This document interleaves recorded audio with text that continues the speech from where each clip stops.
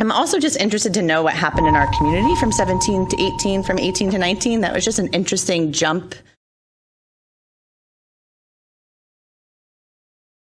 And last but not least, because we didn't have a guest this evening, and we had talked about this over the last, seems about a little over a year, the chair had asked me if I would do just as brief as possible update on, update's probably not the right word, maybe a quick tutorial on what it actually means to be an Alliance District. We've had a lot of conversations in here. I haven't offered a lot of information, and there's reasons for that, of which I'll share with you.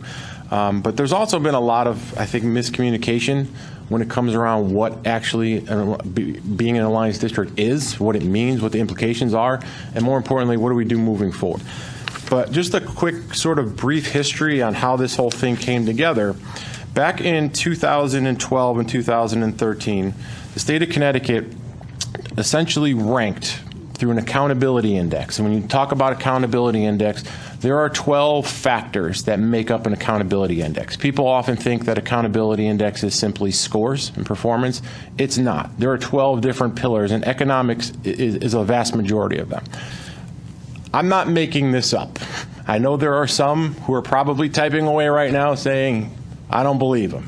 That's fine. When you look at the accountability index, something that you're all familiar with is who are we? Sort of how it starts on that form in front of you is identifying who the districts are, but we have to identify who are our kids, what makes up our kids. So in this case, just looking at the percentage of students of high needs for Enfield, I was able to go back to 2006 and 2007. That's the most historical data I can get. These are the amount of kids that were classified as high needs. And I'll give you a reminder as we get, there's 3 components that make up kids with high needs: free and reduced lunch, special education, and English language learners. But in 2006-2007, we had 32% of our students that were classified as having high needs. So where did we stand when it came to our students with high needs when the Alliance Network was created? But I also wanted to make sure that I highlighted 2018 and 2019. And that's the one in yellow because that was the first year that we crossed that threshold of being over 50%. As you can see, we're at 55% of students in high needs. We've gone from 43% to 55% of our kids qualifying or being defined as having high needs. What's in that number? The biggest component is free and reduced lunch. As you can see, our percentage of students who received free and reduced lunch was 23%. Special education. It's another factor in determining your students with high need. It looks like a smaller number because we're looking at 50 on other ones and 55 on other ones, but you have to remember these are the percentage of students in your district that have a disability. So in 2012, 2013, it was 14%. And we do have current numbers for this current school year where we're closer up to 19%, but that's the second component of determining high needs. The third is ELL. And again, I was able to go back just as far for English language. Now, these are kids where English is not a native language.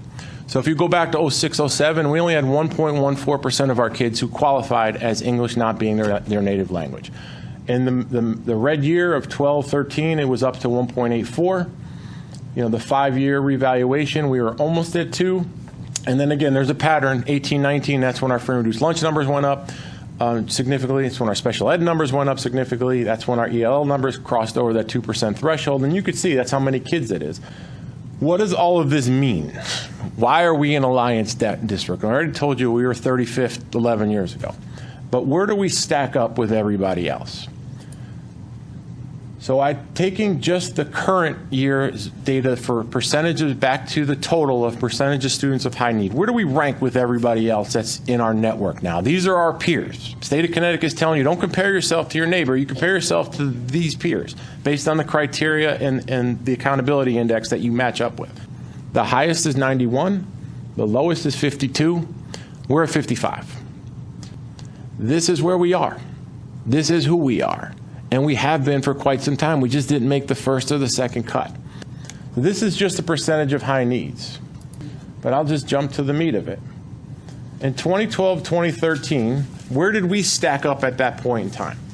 Well, the average percentage of students for high needs in an Alliance District was 56%. The highest was 87.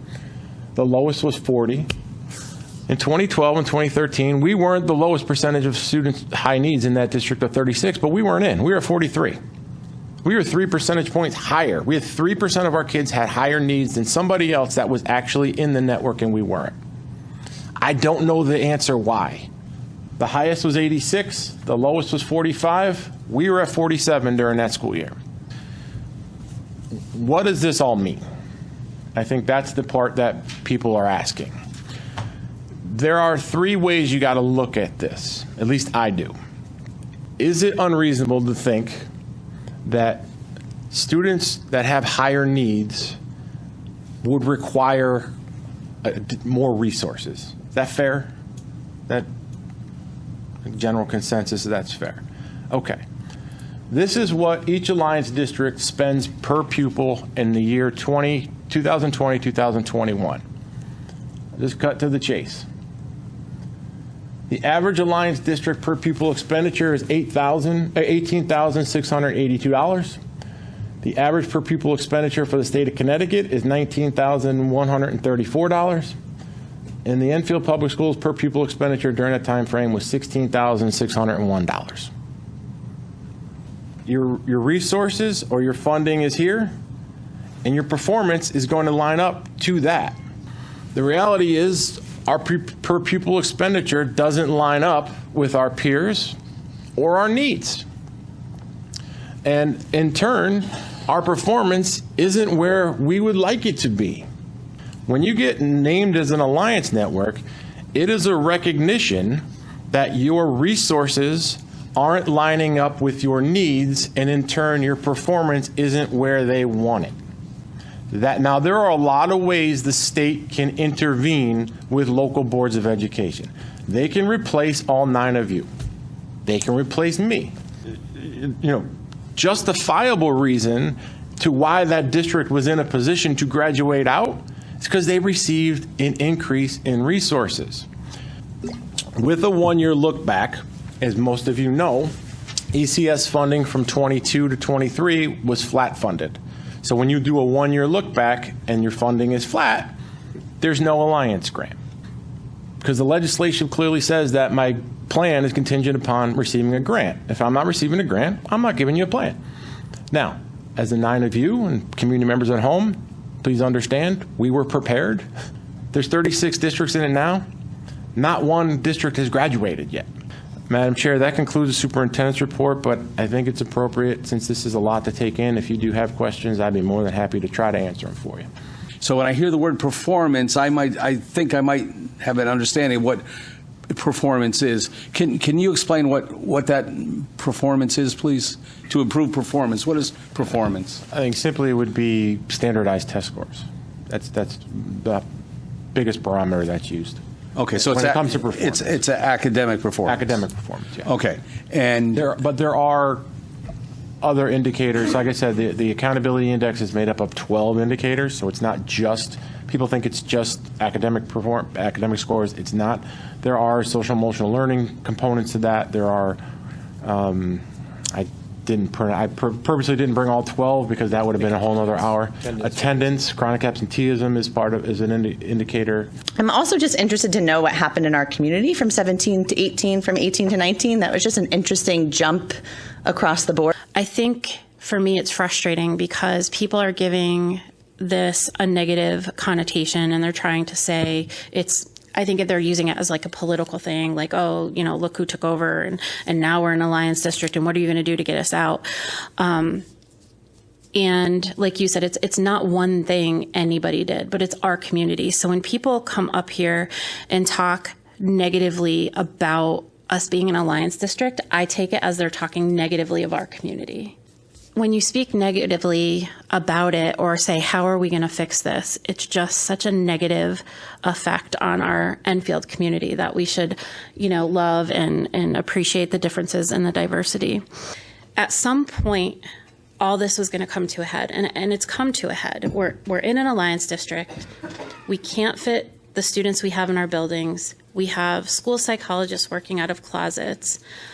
It's just frustrating to me that this has taken a political tone and a negative tone on our community.